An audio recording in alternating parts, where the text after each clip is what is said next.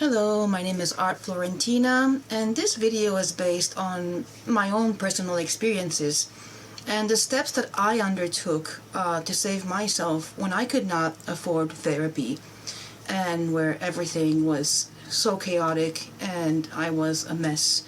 I want to share with you what I did to help myself during those times and what worked for me and what didn't work for me as well. But before I jump into that, and I do want to take a moment to talk about the struggles that many of us scapegoats face when it comes to this subject of finding therapy for the type of abuse that we've been through in a dysfunctional, toxic, narcissistic family system. And I hope that this video will validate you, or at least validate some of your experiences, and that you will find it helpful. So as a result of scapegoating and this type of dysfunctional upbringing, obviously many of us survivors are going to be dealing with quite a few issues. So, of course, we have a terrible, unfounded guilt, extremely low self-esteem, the weight of burdens that are not ours to carry, right? Consistent self-blame, shame, severe anxiety, panic disorder, eating disorders, extreme avoidance issues, numbness, dissociation, addictions, self-sabotage, right, left and right and center, dysregulated nervous system, of course, issues with boundaries, intrusive, terrifying thoughts. And also I want to add from my own personal experience, that feeling of being completely directionless and lost and having no identity and feeling empty and, feeling like you're completely alone in the world. And of course, as a result of this type of upbringing, just like I think this happens to many of us, we end up putting ourselves in all sorts of situations where we re-traumatize ourselves over and over and over because of our self-sabotaging behaviors. And we may get stuck in these loops that are very difficult to get out of. And, this type of upbringing will deeply affect, so many areas of our lives, right? It will affect us obviously on the physical level, on the emotional level, financially, right? Socially, spiritually. Every aspect of our life becomes affected by this, and it becomes like a domino effect. So when it comes to this problem of finding therapy, because this type of upbringing may have prevented or hindered some survivors from going to school or focusing on school or, develop a meaningful career or that kind of thing, many survivors end up not being able to afford therapy. And, it becomes very difficult to make a living when you don't have a strong foundation for yourself, or when you were robbed, when you were sabotaged from creating that strong foundation for yourself. And this is just one of the problems. Being able to afford therapy is one of the problems.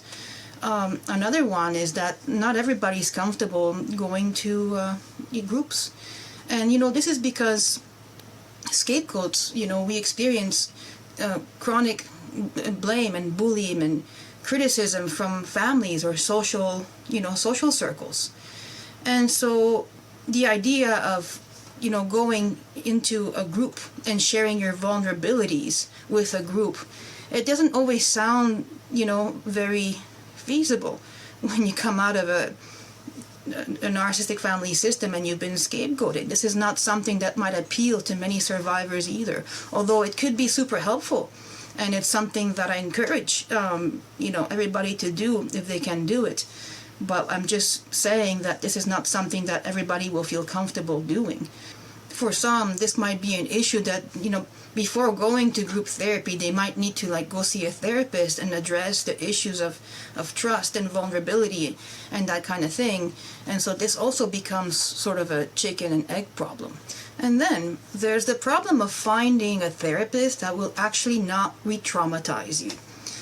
And, look, while there's really excellent therapists out there, great psychologists, great mental health professionals, psychotherapists, whatnot, if you get one who doesn't understand scapegoating, who doesn't understand the dynamics of narcissistic family systems, or if you get one who was hired by your family, right, or that, they only go to work and do their job just to pay the bill, but then they end up zoning out as you speak to them, or that has values that are dangerous for a scapegoat, such as, you only have one parent, and family stays together, that sort of thing. If you get caught up in any of those, this could end up being a really, really dangerous situation for your mental health. And here's the thing about that, traditional therapy, it will focus on identifying and modifying your negative thought patterns and behaviors, that cause you emotional distress, that, hinders your life. And, then the focus becomes on what you can do to change within yourself to improve your relationships and your situations and so on. Look, this type of therapy is great and it's wonderful, but it's definitely not the type of therapy that will work on the scapegoated survivor. Because the issues that scapegoats have, they come from their environment. They come from things that are out of their control. They come from external factors like bullying and dysfunctional family dynamics, unaddressed issues among other family members that are projected onto that one person because they don't want to deal with their own problems. Like, for example, if they have a child and the child has behavioral problems and they're acting out at school and such, well, sometimes it might be because something's happening at home which the child can't handle. So in scapegoating, that will not be looked at, right? In scapegoating, that child will be deemed as the devil and horrible and evil, and everybody will consistently, focus on the child's, behavior, response to trauma, or, instead of focusing on what's really going on within that family. Like, is it a divorce? Is somebody suffering from mental health issues? Are there addictions? And so on, right? So, you got blame, you got chronic targeting, you got manipulation, and then the scapegoat becomes conditioned to believe that they are actually, responsible for things that are not at all in their control, at all. And so bring them to see somebody who does traditional therapy and reinforces the idea that still they have to change themselves to have a good relationship with a family. Well, this is not going to work. An uninformed traditional therapist may push the idea that we have to try to work harder and harder and harder to change ourselves in order to mend a relationship with our own families, and this is absolute garbage. It's the worst advice that anybody can give somebody who has been through scapegoating, because a scapegoat has already been told ever since they were young, that they have to change again and again and again and again if they want to, if they no longer want to be assaulted by a family member on a regular basis. Because these types of systems, as you know, normalize abuse, right? So we're told over and over and over, and again, it's your character, it's the way that you react to abuse that's the problem. It's the way that, it's the way that you respond when you're antagonized that's the problem, right? And that's absolute garbage. This is just reinforcing the dynamics that they're already in. So this type of therapy might inadvertently send the scapegoat back into the wolf's den. When I sought therapy, I landed on a therapist that directly told me that if I didn't try to mend a relationship with my abusive mother, I would regret it when she dies.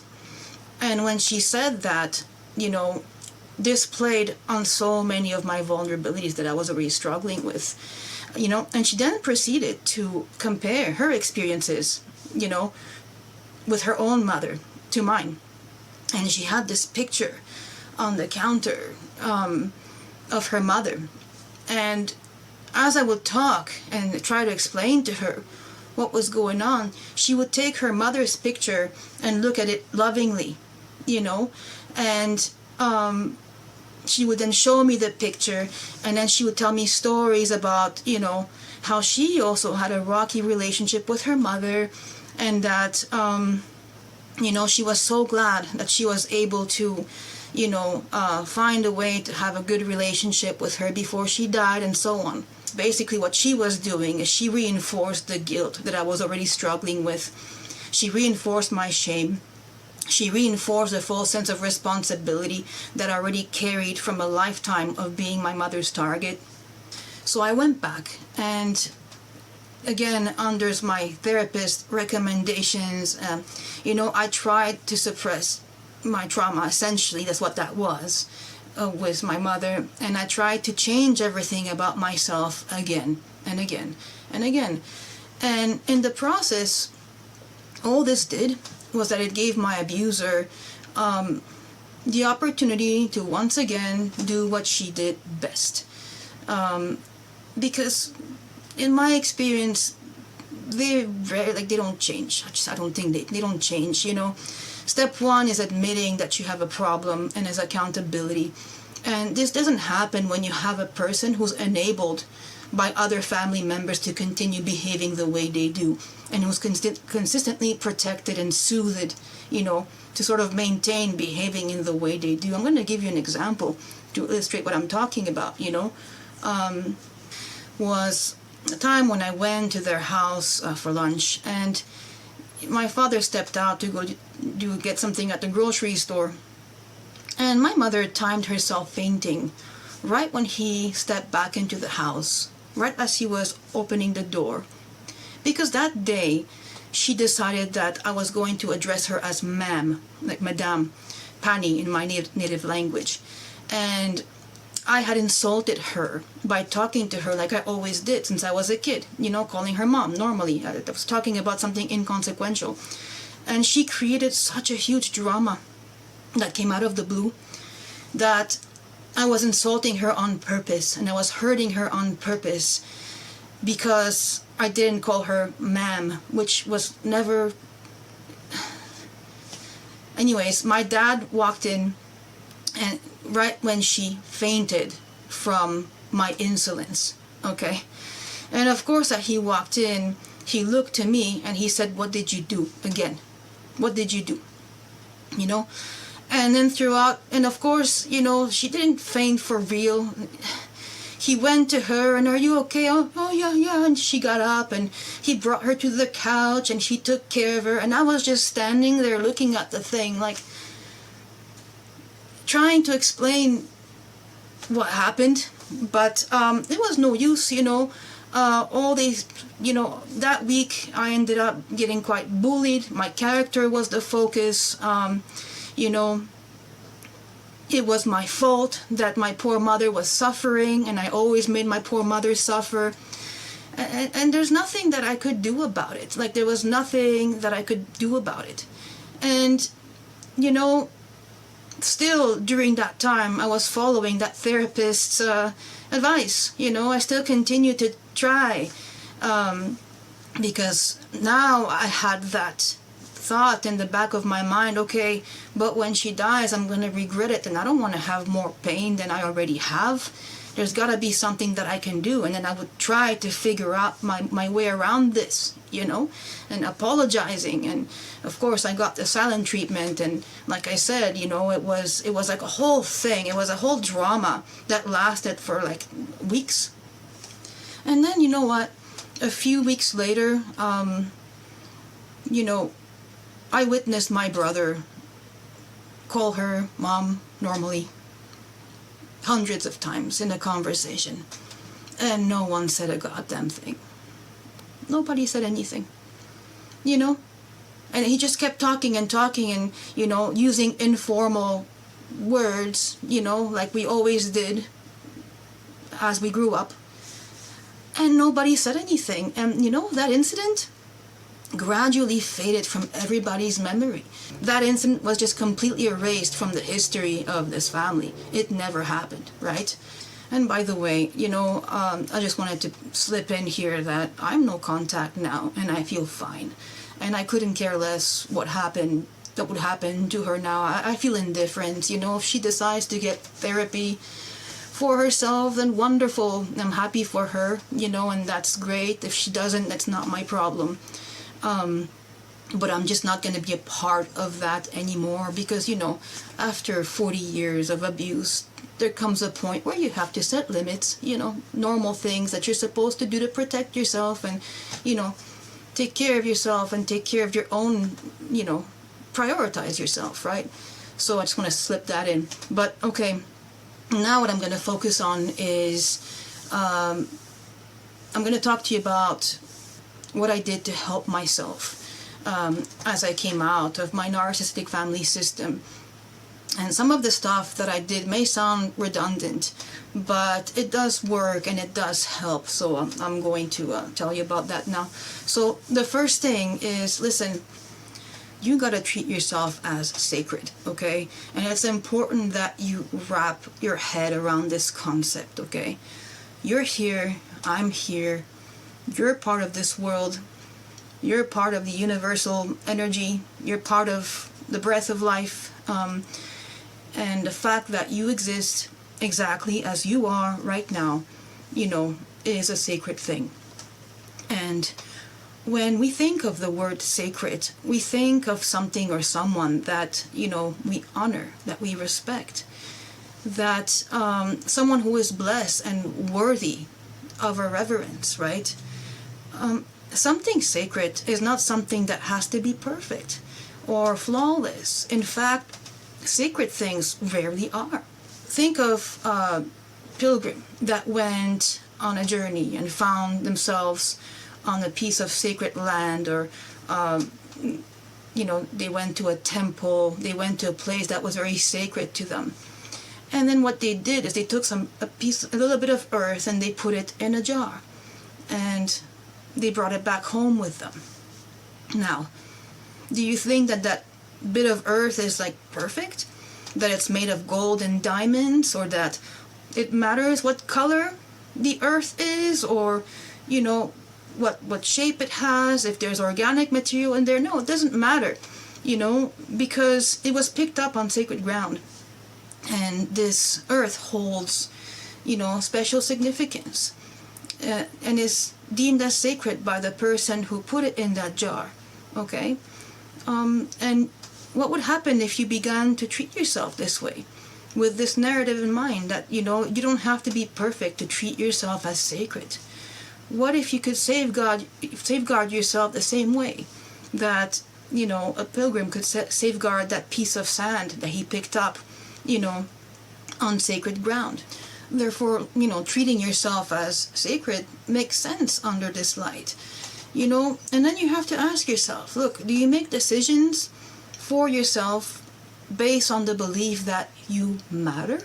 Do you make empowering decisions that strengthen you? Do you protect yourself and nurture yourself? Do your thoughts and beliefs about yourself support you? Do you have empathy for yourself? Do you prioritize your well-being above all else? And if the answer is no, then it's time for you to start taking steps to turn that answer into a yes. Starting with your physical care, okay? Your body knows the whole story of you. Your body is your sacred space, okay? Your body and your mind are connected. Even though you may not always feel like it, taking those important steps towards prioritizing your body and strengthening your body is so important.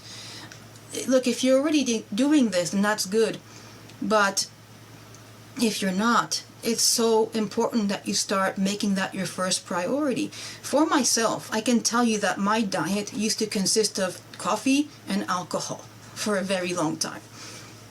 And that was pretty much my diet for a while. And I was very much out of shape, and I would revert to alcohol to numb my feelings. I couldn't feel my feelings. It was too painful to do it. But one day I started to, go outside. I started just by going for a walk, I started walking every day. I didn't quit alcohol. It didn't happen overnight. It was actually a gradual process for me. And so I started by going for walks And then eventually those walks turned into running. And of course, in the beginning, the running, it wasn't really running. It was like huffing and puffing and walking fast. That was very much out of shape. But after a few months and after a year, I started to get pretty strong, and I started to be able to run further and further and further without stopping. And of course, this is not going to cure everything. It's not going to get rid of pain so easily, but what I mean is that it will make you stronger. Taking care of your body will give you a really powerful foundation. It will strengthen your mind, it will strengthen your brain, it will strengthen you to be able to handle things that come at you.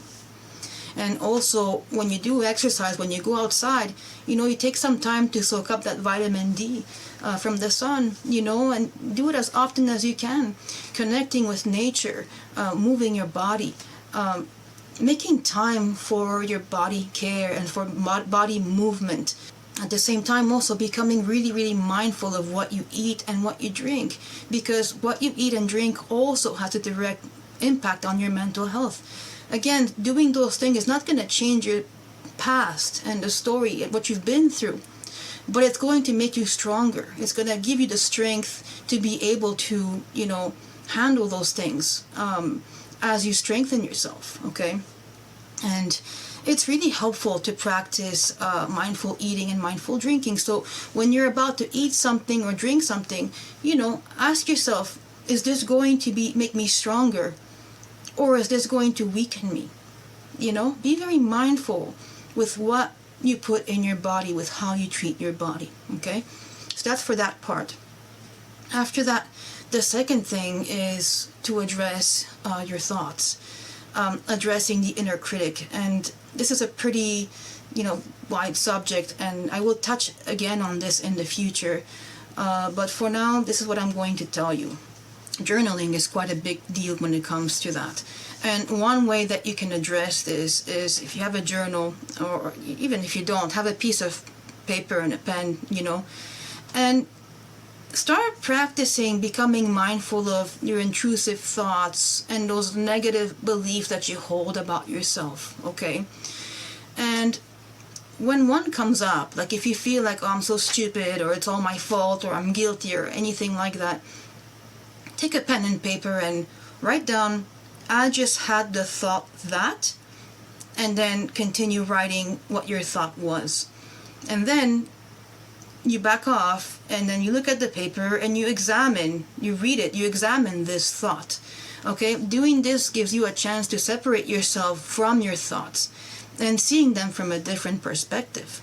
And as you do this, the next step is going to be to challenge the thought, reframe it, right? No, I'm not stupid. It's just that I'm having a hard time with this task and I need practice, or I need help, or, I need to, study a little bit more, and that's it, But it's very, very important that you actually start to become mindful of doing these things and treating yourself with compassion. Now, the second way that you can use to address those intrusive thoughts, or even panicky feelings that can happen sometimes, is by using your imagination. And this is called it's a technique called active imagination. This technique was developed by Carl Jung, and as a survivor who had no access to therapy, learning about Jungian psychology made such a huge difference in my life. This is something that I picked up just from trying to find resources to help myself. And when I stumbled on his work and on Jungian psychology, I found that a lot of the stuff in there was actually extremely helpful for me, and I think for a lot of people who can't afford therapy. But before I talk about active imagination, it's important to acknowledge that, look, if you have intrusive thoughts that are so disturbing and overwhelming and cause you so much distress in your daily life that you can't function, it's important to go see a doctor about it, okay? And what worked for me is not necessarily what will work for everybody else, okay? But so, having said that, those uncomfortable thoughts and feelings that we get, they come from somewhere. And they were put there by a terrible environment, by an abusive parent, by a dysfunctional family, but there are also parts of us that we've been suppressing and that want to come out. And because we are suppressing those thoughts and feelings, they can come out being quite terrifying and horrible and critical. And suppressing anything about ourselves is not going to make it go away. It would actually give them more power over us. So what you do is that you sit in a quiet place with yourself, and you turn your attention to those thoughts or feelings, and then give it a shape, give it a form, give it a color. You can even give it a name. For me, some of those thoughts and feelings, they manifested as these monstrous creatures that wanted to hurt me. Just to share with you a little bit of what happened in there, and they would say terrible things to me. I mean, those thoughts were really terrifying, and they were very critical. And so what you do is that once you give them a shape or a form, then you start having a conversation with them, with it, whatever it is, with that entity, with that form that you created, with your imagination, And so you can say, who are you? Why are you criticizing me? What do you want from me? Why are you here? And then you engage in a conversation with that part of yourself. And the goal of this exercise is, it's not to get rid of the thought, but it's to understand it, where it comes from, why it's there, so that it will reduce its power over you. Eventually, as I did this exercise, I can share with you that in my experience, that form eventually transformed into a little child, a little girl that was traumatized and very angry, and she needed a lot of love. And so this process, this active imagination process, really calmed things down for me. And if this technique sounds interesting to you, I would tell you to look up Carl Jung's confrontation with the unconscious, or his active imagination session. I mean, there's so much information about his stuff that you can find on the internet. And in these sessions, Jung would engage in dialogues with figures from his unconscious mind, which he would describe sometimes are archetypes or symbolic representations of different aspects of his psyche. And one of the most famous encounters or his dialogues that you can find if you look it up is with a figure that he called Philemon, who was sort of this devilish figure that was a part of him. And this figure played a huge role in his psychological development and in his understanding of the unconscious. And it was those dialogues that he did through that active imagination method that led to his personal growth and the development of, analytical psychology, So look it up, and it might be really helpful for you. So having said that, the final thing I'm going to tell you is find your safe spaces and your safe people. Find out who your safe people are, where your safe spaces are, and bring your attention to amplifying that. Sometimes in order to find those things, you actually have to go beyond what you know. You have to get curious about the unknown and go beyond your comfort zone. And this is also a huge part of healing. The idea is for you to leave that bubble, right? Because you have that environment. It's like a bubble. It's like it's a mentality, it's a culture, it's a bubble. So the idea is for you to go through that bubble, get out of that bubble, and towards something new, towards the unknown. And this is where you're going to find, new things, new opportunities will open up before you as you slowly work your way on doing this. And so I'm going to leave you with a final quote, okay? Sigmund Freud said it best with his quote: "Before you diagnose yourself with depression or an inferiority complex, make sure you're not surrounded by assholes." It's a great quote. It's a great quote.